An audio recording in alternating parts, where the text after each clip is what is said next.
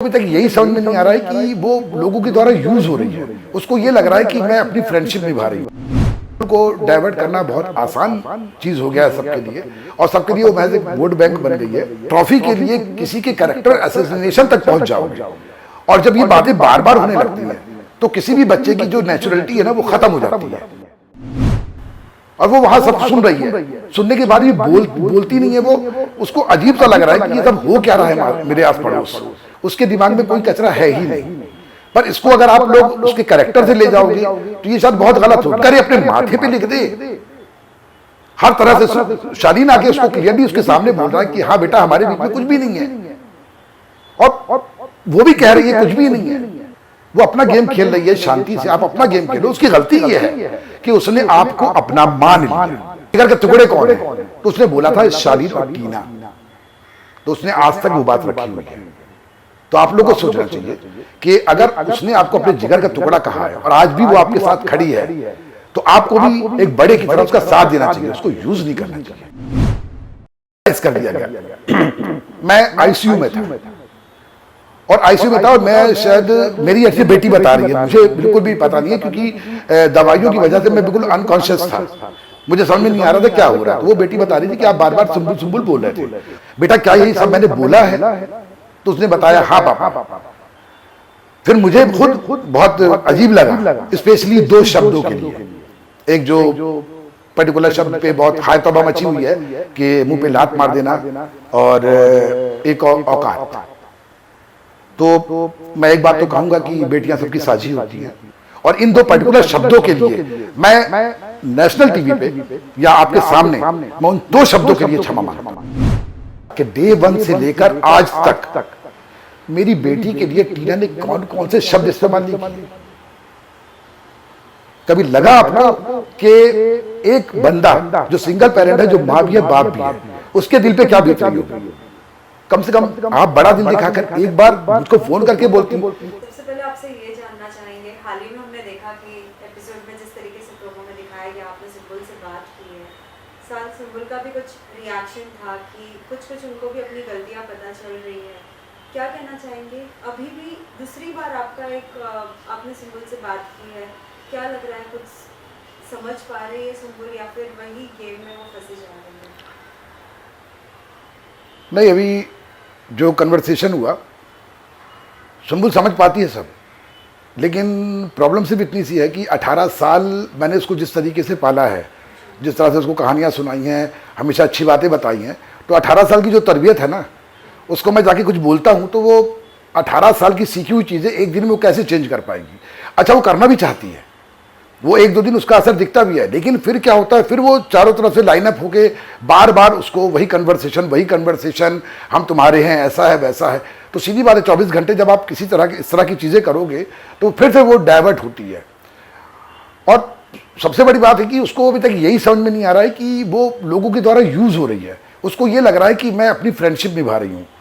अब वो फ्रेंडशिप निभाने के चक्कर में ये लोग उसका बहुत फ़ायदा उठा रहे हैं, और अब तो उस पूरे घर में सभी लोग ये जान गए हैं कि सुम्बुल को डाइवर्ट करना बहुत आसान चीज़ हो गया है सबके लिए, और सबके लिए वो महज एक वोट बैंक बन गई है। लेकिन उसके बावजूद भी चूँकि अभी तक वो जैसी गई थी वैसी ही है, इस बात का तो मुझे फ़ख्र है कि कम से कम उसने औरों की तरह बाकी चीज़ें नहीं सीखी। तो इमली ने उसको नो डाउट बहुत बड़ी सक्सेस दी है, और आज उसके पूरे विश्व में अगर फ़ैन बने हैं तो इमली की वजह से बने हैं, और उसके बाद वो स्टार रविवार विद स्टार परिवार की वजह से, जहाँ उसको पूरी खुली छूट थी, वो जो चाहे वो करे। और बिग बॉस का फॉर्मेट बिल्कुल अलग है। हम लोग ने चूंकि कभी बिग बॉस फॉलो नहीं किया था, ना सुम्बुल ने कभी देखा था, ना मैंने कभी देखा था, तो मुझे भी यही लगा था कि बिग बॉस में लोग एक दूसरे के प्रति साजिश करते हैं, हटाते हैं, डराते हैं, आगे बढ़ते हैं।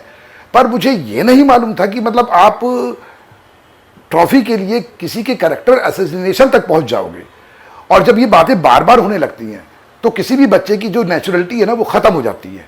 और आज वही है कि आज वो सुम्बुल मतलब उसको समझ में नहीं आ रहा है कि मैं किससे क्या बात करूं, क्योंकि हर बात का एक अलग नजरिया होता है। जब वीकेंड का वार आता है, हर वीकेंड के वार पे सुम्बुल टारगेट होती है, और वो वहां सब सुन रही है।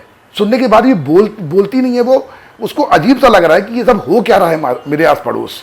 तो मेरे को अब लग रहा है कि मुझे, हालांकि मैंने उसको भेजा था वहाँ सीखने के लिए, क्योंकि वो निगेटिविटी उसकी ज़िंदगी में कभी थी नहीं, तो सीखने के लिए भेजा था उसको मैंने। और पर अभी मुझे लग रहा है कि शायद मैंने थोड़ी सी जल्दी कर दी। बात की तो शालीन और टीना का भी जिक्र किया था, क्या कहना चाहेंगे?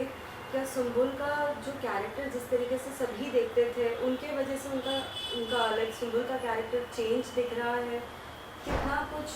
जैसे अभी आपने जिक्र की कि एक व्यक्ति के जिस तरीके से उसे देखा जाता है, लेकिन कुछ लोगों के वजह से कुछ व्यक्ति की देखने की नज़रिया चेंज हो जाता है, आपका इस पर क्या कहना है?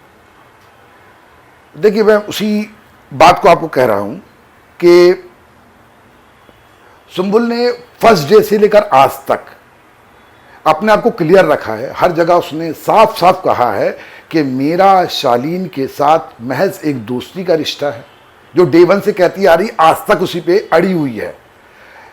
अब एक बात बताइए, आप हर व्यक्ति का बॉडी जेस्चर अलग होता है, हर बच्चे की सोच अलग होती है। मैं आपको पहले भी बोल चुका हूं कि सुंबुल का मैं सिंगल पेरेंट हूं, तो मैं माँ भी हूं, उसकी बाप भी हूं, तो उसके अंदर जो एक टच होता है जेंडर का, वो उसके अंदर नहीं है। उसने हमेशा माँ के रूप में ही मुझे पाया है, बाप के रूप में मुझे पाया है, तो वो सबसे हक करती है, मिलती है और वैसे ही रहती है। उसके दिमाग में कोई कचरा है ही नहीं। पर इसको अगर आप लोग उसके कैरेक्टर से ले जाओगे तो ये शायद बहुत गलत होगी। और उस दिन वीकेंड के वार पे जिस तरह से सारे घर वाले उसके पीछे पड़ गए थे, मतलब करीब आधे घंटे कंटिन्यू एक लड़की को टारगेट किया जा रहा था कि तुम ऐसी हो, तुम ऐसी हो, तुम ऐसी हो, तुम अवेस्ट हो, समथिंग समथिंग समथिंग समथिंग, मतलब कुल मिलाकर सब एक टारगेट कर रहे थे कि सुंबुल किसी तरह से पैनिक हो, क्योंकि सबको मालूम है कि सुंबुल बहुत काम लड़की है। वो कुल इन 50 दिनों में 2 बार पैनिक हुई है।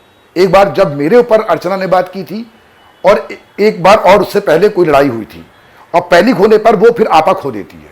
और उस दिन वही कोशिश हो रही थी कि ये पैनिक होकर बोल दे कि हाँ ये है। लेकिन मैं सैल्यूट करता हूं अपनी बेटी को, उसके पेशेंस को, कि इतना होने के बाद भी, प्रेशर होने के बाद भी वो अपनी बात पे अड़ी रही, और लास्ट में इस पूरे सब्जेक्ट को अलग ही करना पड़ा कि ओके। लेकिन हुआ क्या उसके बाद? जैसे वीकेंड का वार खत्म होता है, अगेन फिर वही चालू। अब वो कैसे जस्टिफिकेशन दे, मेरे को समझ में नहीं आ रहा। वो सुंबुल क्या करे, अपने माथे पे लिख दे। हर तरह से शालीन आके उसको क्लियरली उसके सामने बोल रहा है कि हाँ बेटा, हमारे बीच में कुछ भी नहीं है, और वो भी कह रही है कुछ भी नहीं है। लेकिन उसके बावजूद भी फिर वही एक टारगेट, और बार बार मैं उसकी जिंदगी नरक बना दूंगी, मैं ये कर दूंगी, मैं वो कर दूंगी। डे फर्स्ट से लेकर अभी तक एक 19 साल की लड़की से आप इतना घबरा क्यों रहे हो? वो अपना गेम खेल रही है शांति से, आप अपना गेम खेलो। उसकी गलती ये है कि उसने आपको अपना मान लिया। अब मैं उसकी गलती कहूंगा ये बात, क्योंकि आपको याद होगा किसी ने पूछा था, शायद शेखर सुमन ने, कि आपके दिल के जिगर के टुकड़े कौन हैं, तो उसने बोला था शालीन और टीना। तो उसने आज तक वो बात रखी हुई है।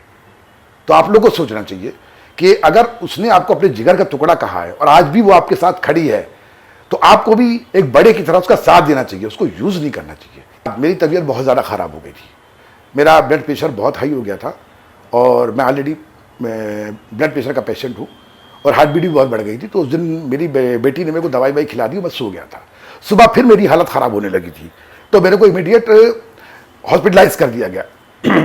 मैं आईसीयू में था, और आईसीयू में था, और मैं शायद, मेरी ऐसी बेटी बता रही है, मुझे बिल्कुल भी पता नहीं है, क्योंकि दवाइयों की वजह से मैं बिल्कुल अनकॉन्शियस था, मुझे समझ में नहीं आ रहा था क्या हो रहा। तो वो बेटी बता रही थी कि आप बार बार सुंबुल सुंबुल बोल रहे थे।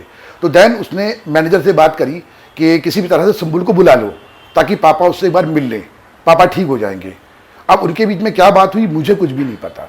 उसके बाद वो पूरे 24 घंटे होने के बाद मैं हॉस्पिटल में एडमिट रहा, और लगभग नींद बेहोशी की हालत में था, आधा बोल रहा था, आधा नहीं बोल पा रहा था। उसके बाद अचानक सानिया से बता रही है मुझे, मेरी बेटी, कि उसने लाके मोबाइल दिया कि आप अपनी से बात करो, और मैंने उससे बात करी।